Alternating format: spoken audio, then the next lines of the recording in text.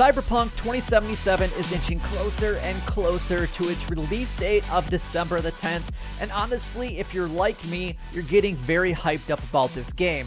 Now, in today's episode, what I would like to do is go over 4 of the things that I think you might want to be able to know, and I don't necessarily want to call this a beginner's guide because some things you guys are going to know, but some things you might not, and this thing will definitely be able to be broken down into different segments along the way. But before we actually jump into the nitty-gritty of this entire episode, make sure that you guys go ahead and like, comment, and subscribe down below. It does help me out a lot, and it is greatly appreciated. Honestly, guys, if you want to see a lot of other Cyberpunk 2077 content, make sure that you guys go ahead and do that down below. If you guys want to make sure that you guys are sharing these videos with everyone that you know and everywhere that you possibly can, it really would be amazing if you guys would do that, so that eventually I could be able to do some giveaways here on the channel, like maybe even giving Cyberpunk 2077 away to a lucky few people. If that sounds good to you, then you know what to do down below. Alright, well, let's go ahead and jump into today's episode right now. Cyberpunk 2077 is a futuristic action game set in a place called Night City. Well, we already know this, right?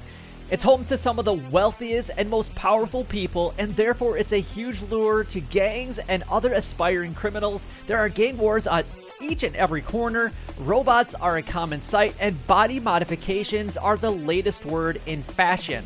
The player takes place of the role of V, which is a mercenary outlaw with easy access to weapons, gear, and hacking devices, who is hired to steal a prototype implant that grants immortality to its user. That's pretty much the only spoiler that I want to be able to drop in today's video. I do promise that. Here are the 4 things that I believe you guys need to know before starting Cyberpunk 2077.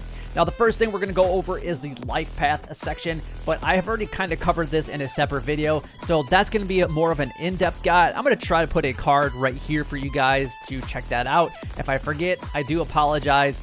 Just go ahead and check that out if you guys would. Now, first things first, when players first start the brand new game, you'll be able to customize your character, or V. That means hairstyle, body shape, external markings, and pretty much anything that you can possibly imagine. Now, once you've done all of that, you'll be given an opportunity to choose your life path, and there's 3 that you guys can choose from. You have the Corpo, the Nomad, and then you also have the Street Kid. Like I said, if you guys want a further breakdown of these, make sure you guys check out that other video, but we're just going to quickly go over them right now. So corporate, we have the corporate path that throws you into the game as a means of a very stressed out person whose ambitions are to climb to the very top that you possibly can be at by any and all means necessary. Simply put, no one and nothing matters more than yourself. You're very good at chatting your way out of unpleasant situations and making yourself very appealing to others. Now, Nomads had a very rough start to their life, and they have basically nothing but a broken down car in their possession. Nomads know the Badlands and all of its clans like the back of their hand, and they are used to taking what they need because they were never given anything in the very first place. And then last but not least, we got the Street Kid. Street Kids had a very rough start in life, pretty much like the Nomad, but in a different area. They were born on the streets of the glamorous yet very broken down city of Night City, and they learned everything that they needed to know, and from everyone that's possible, what works, but they had to learn it the hard way. They know what makes the city tick and which alleys to avoid. The only thing that you starting off as a Street Kid is a broken nose. Now, each of these life paths will affect your character's backstory, so be very careful when you guys choose these, but that also makes the game very replayable if you guys are wanting to do that. Now, moving on to the next area, and that's going to be talking about the big gang theory. Now, Night City, it's a metropolis, and it's split into 6 different districts, each with its own very unique architectural style and background story. Now, some of these districts, like Westbrook and the city center, are very pleasant and relatively safe places to actually visit, and offer plenty of sights to see and also things to do. But on the other hand, you might want to steer clear of places like Weston District or Santo Domingo or even Pacifica, or you might just want to make sure that you're watching your back all the time and making sure that you stay out of trouble. And as far as Haywood, that's a little bit of a different area, which is the 6th and final one. It really depends on the streets that you visit, because this district actually has both very extreme wealth and extreme poverty in the same district, which is kind of a unique area. Now, we want to talk about the 8 main gangs that are basically roaming all around Night City in this portion of it. So let's go ahead and break that down right now. However, I do plan on having a video almost on everything about these gangs, so I don't want to go over all the information right here, so this is just going to be a quick snippet of everything that I think you guys need to know. Now, the 8 main gangs in Night City include, we have the Animals, which are basically the bodybuilders of the metropolis. We have the Maelstroms. They are the complete opposite of the Animals, and they love everything to do with cyber tech. We have the Tiger Claws, which they basically run the illegal entertainment businesses throughout the city. The Valentinos, they are a religious group. We have the 6th Street. They basically are veterans that fought in the 4th Corporate War. We have the Voodoo Boys. They're the craziest gang of all. The Scavengers, well, they basically are, it's in their name, they're scavengers, and they're basically known for kidnapping people. And then last but not least, we have the Moxus, which is basically an anarchist gang. Now, keep in mind that these aren't the only gangs that are in Night City, but these are probably the ones that you should be aware of. And also know that they all come with different beliefs and unique brands of craziness and different potentials of, well, just everything that you might want to do in Night City.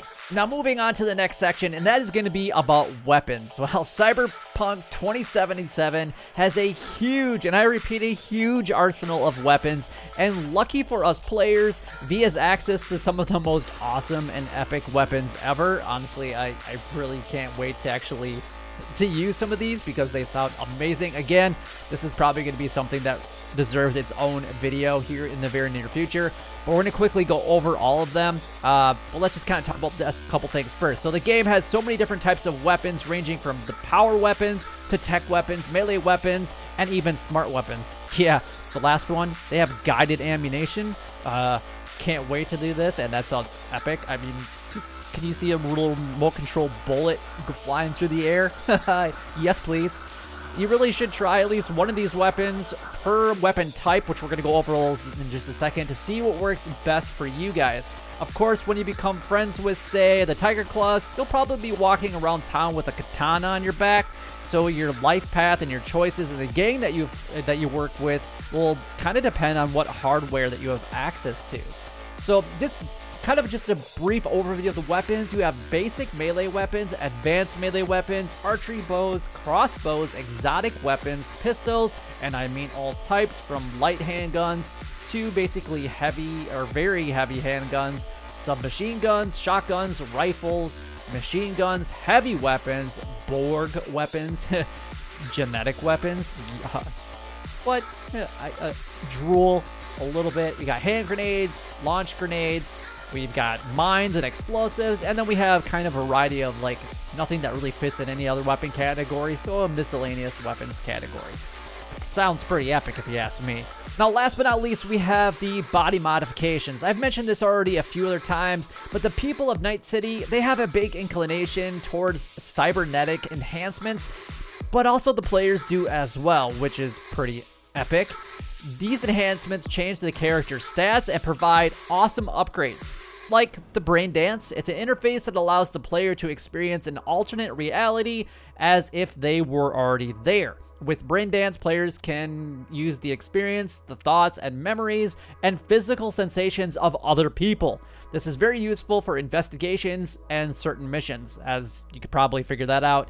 There's only 2 limitations to how many improvements you can actually get: the amount of total improvements your body can actually take, and the amount of money that's currently in your wallet. And those are the 4 things that I believe that you guys need to know before playing Cyberpunk 2077. If there's anything else that you guys would like to be able to, for me to cover for you guys here on the channel, make sure that you guys are staying in touch with me. My email address is actually down below. All my different social media stuff is down below. Or you guys can even leave a comment down below as well. But if you guys did enjoy this video or found it helpful in any way, you know what to do. Like, comment, and subscribe down below. It would help me out a lot and is greatly appreciated. But until next time, YouTube, you guys keep doing what you're doing because you're already doing it. And you guys, stay gaming.